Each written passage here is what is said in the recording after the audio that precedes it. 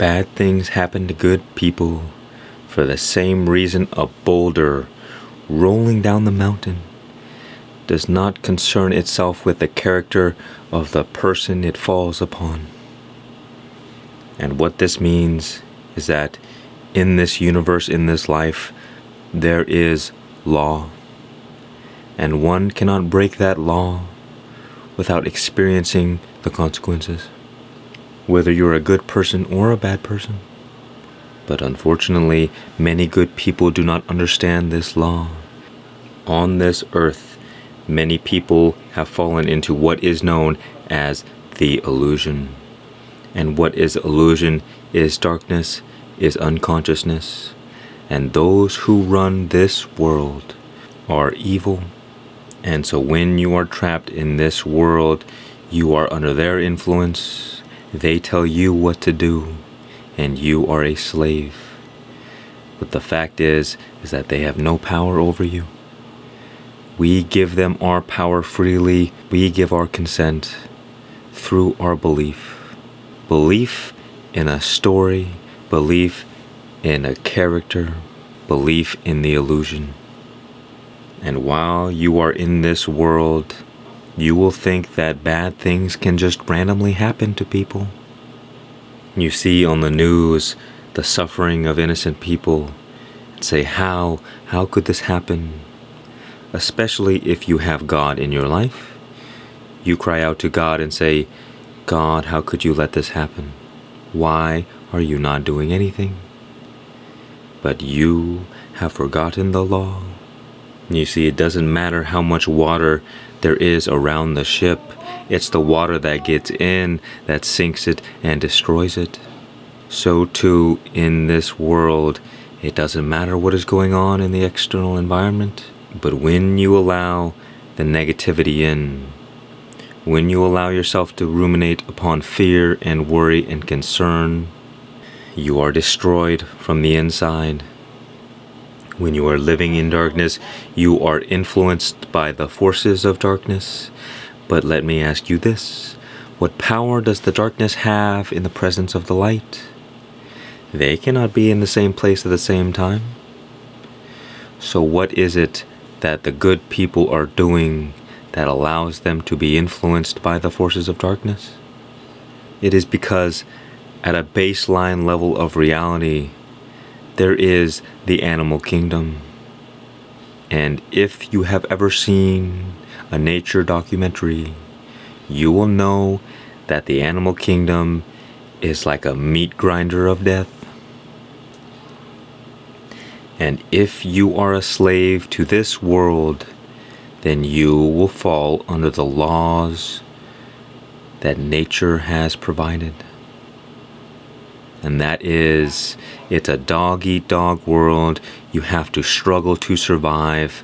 And you better watch out because there are bad people out looking to do bad things to you. And so your life is a life of survival and fear. And if you live in that reality, you open yourself up to being eaten.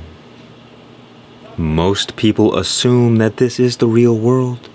We have been living in this world for millions and millions of years. But just because we have spent all of this time in this world does not mean it is the true world. The fact is that human beings have emerged from animal into mankind and have taken with them the belief that this animal kingdom is the real world, and so have perpetuated it and created a world of survival. And as you may notice, there is an awakening on the planet where people are realizing that this is not the right way to live. The reason that human beings have such a hard time is because they live under the jurisdiction of the animal kingdom while at the same time believing themselves as separate. At least a gazelle doesn't worry about the future of being eaten by a mountain lion or something. But we as humans can see the future and see the past, and so we experience a lot of trouble in our life. You see, this illusion is that of separation. And so if you exist in a world in which you are a separate individual among other individuals, then there will always be fear, worry, concern, and you will always be a slave to survival. Because you live in a reality in which these things are the way you survive. And what that world does, the forces, the rulers of that world, they have to provoke your survival instincts so that you become dependent. They make you slave away for money so that you do not have the time, attention, or energy to focus on higher things. And so you become like a battery in the matrix in which they siphon all of your life away. And this is happening to millions of people right as we speak. Because people are caught in this illusion. And so therefore they fall under the jurisdiction of the forces of darkness. And under their law you are a slave. And the reason that people stay in this nightmare is because they have forgotten God. And they say, no, I believe in God. I have God in my life. I go to church and I pray. And yet, at the same time, you entertain fear and worry and concern about your material life. Most people do not understand what it truly means to be devoted to God. If you think about it, what fear can you have in the presence of God? What problems can you have that God cannot overcome, that God has not already solved? Why place these burdens upon yourself if you have God in your life? If you don't have God in your life, well then it makes sense. But this too is an illusion because you assume that you can be separate from God. And yet by definition, nothing can be apart from God. Because if something is apart from God, then that God is limited. And so therefore, God can never be separated from you, because God is everywhere, always. You are already one with God. There is no such thing as separateness or closeness. That is why it is an illusion. Because it is a lie that is believed in. And a lie that is believed in is true for you because you don't realize that it is a lie. You see, the moment a bill comes in the mail, people forget about God. The moment they see something on the news that's kind of scary, they forget about God. Because if you walk with God, you cannot have fear. And of course, you can forget from time to time. We're only human. But people live their entire lives in fear. They say with their mouths that they believe and pray to God while serving the forces of darkness with their actions.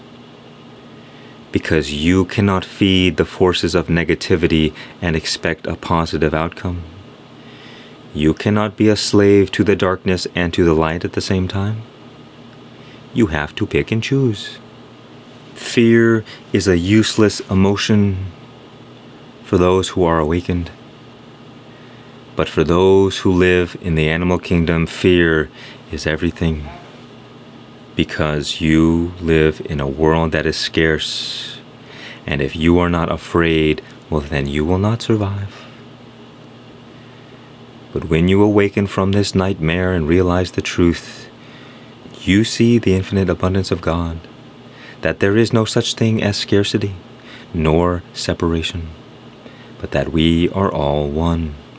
And perhaps now you see how we allow the forces of darkness in our life. They have no power over us. We have to give them our power of our own free will and consent. And we do that through our belief.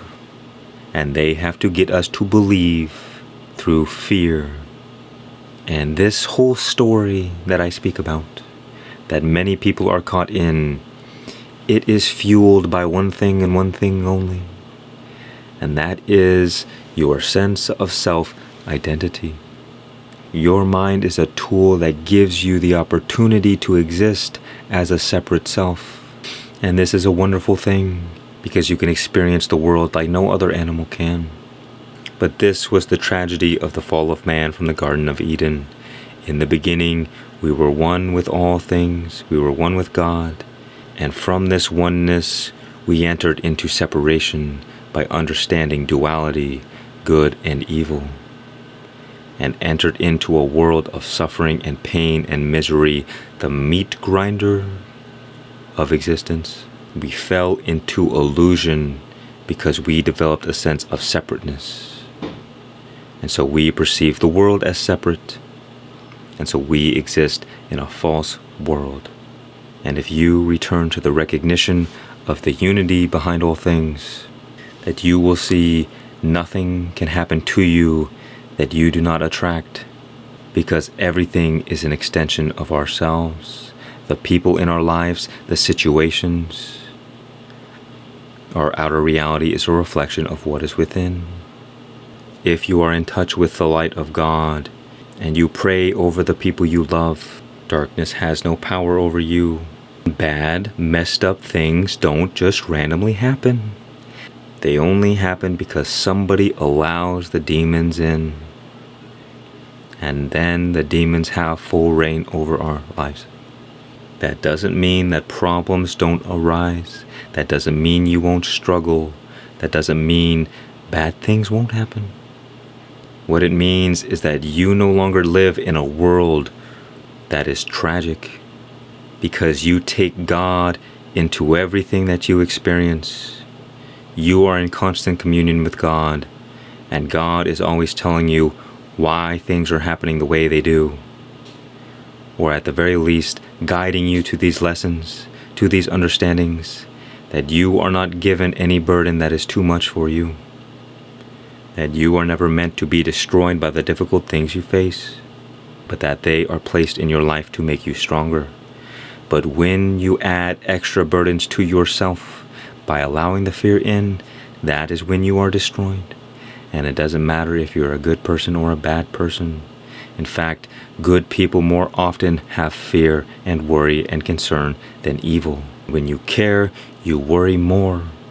But does your worry change anything? Does your suffering take away the suffering of other people? So I say to you, have no worry or concern or fear about the well-being of the ones you love. Have no fear, worry, or concern about your survival, about your desires, about anything, because your fears do nothing. If you wish to remain in this animal kingdom, well then don't listen to me, because fear will be your greatest motivator, and suffering will be your fuel. But if you wish to awaken to a better reality that is more loving and harmonious, then you must awaken to the unity of all things, and you do this by orienting your attention toward God, and God will do all the rest. Your life becomes a communion with God, in which every situation you take God with you, because God is with you anyway. You are just for the first time aware of it. And when you are aware of it, you no longer take things personally. You no longer even see people in reality. You see all things as God. Not even the lowest demons in hell are apart from God. All demons, all darkness, all evil is on a leash from God. You see, you only have fear because you do not see God. All things are in service to God. All people, all evil, all things. But if you do not see that, you will believe that you are in a cruel world, and you will fall under the law of that world and will suffer. And know that you have a choice to live under God's law or to live under the law of darkness.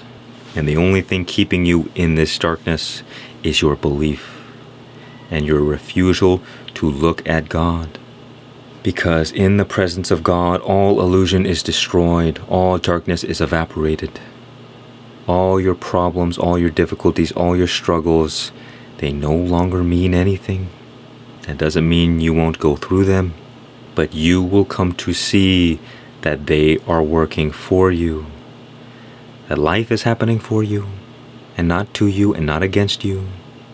And in this recognition, you take all negativity in the world and you transmute it into positivity. You turn darkness into light, and therefore the forces of darkness no longer have any power over you. And so evil things cannot just randomly happen. They only happen when we allow the demons in. And you cannot allow the demons in if you don't feed them. Can a starving, malnourished, broken dog maul you to death? It cannot, because it has no strength, it has no power. But a dog that is strong and powerful and has been fed, that one can do much damage, because the one has been given power, and we choose to feed the dogs by giving them our meats of fear and worry and concern and shame and guilt and whatever negative meats you have. You say, I don't feed the dogs, I swear. But have you rid your life of all fear? Who can say these words? If you look out in the world and you say, yes, this is the world, this is the truth, and you can't convince me otherwise, look at all these suffering people. You cannot just ignore this and pretend that everything is good and positive. And I am not saying that. I'm saying you live in a world that is hell, and I am showing you that that is not the truth. It is the truth for all who are a slave. It is the truth for all who are in illusion. So what you say is true. It is true for you, because that is the reality in which most live in. And I say the whole world is false. And many might criticize me and say, well, I am being willfully blind to the suffering of the innocent in the world. But I am showing you a way out of this world. And it is not as difficult as you think. And it has nothing to do with the external circumstances of your reality. The only prison in existence is in your own mind. Here's a great example. In school, if you didn't like a subject or if you thought it was very boring, could you give that subject, that time in class, your full present attention? Could you give it your energy? No matter what you try to do, no matter how hard you try and focus, you simply do not care. And because you do not care, you refuse to give it your attention. And you see, where attention goes, energy flows. And energy is the force of creation. It is the force of life. So wherever we direct our attention, that is what we create. That is what we give life to. And the millions of people in the world, the billions, they have fed and gave life to this illusion so that it has such a powerful grip over the minds of the masses. And the only way to be free from this world is to stop feeding it your fear, because fear is the fuel. And the reason the slaves are punished in this way is because they have forgotten God. And God is everlasting life, and where life is not, death is. Where light is not, darkness remains. And so are we that surprised that the world is being consumed by darkness? But I say to you, this story has already been written. The outcome, the ending, is already finished. We are just characters in the middle. And if you keep your eyes on God, it does not matter what happens in this story, because you will know that all is well. And so when enough people take away their belief by spiritually awakening to the true nature of themselves, then the forces of darkness can no longer sustain themselves, because their only power, their only tool is deception and manipulation. Otherwise, they have no power. And at any moment, you can wake up and choose not to believe the lies that you were being told. And that all you have to do is commune with God, ask God for your help and your guidance, and develop that relationship. And the more you develop that relationship, the more all things are well. The more you see that you are never without God, no matter what is happening, no matter if you find yourself in the lowest hell, you cannot be separate from God, but only that you have temporarily forgotten the truth, and so therefore have fallen into illusion, and therefore have fallen under the jurisdiction of the forces of darkness. In this nightmare bubble, in this hellish world, bad things happen to good people, because angels do not do well in hell. And once you can awaken from that nightmare and remain with God, you are in heaven and you are free.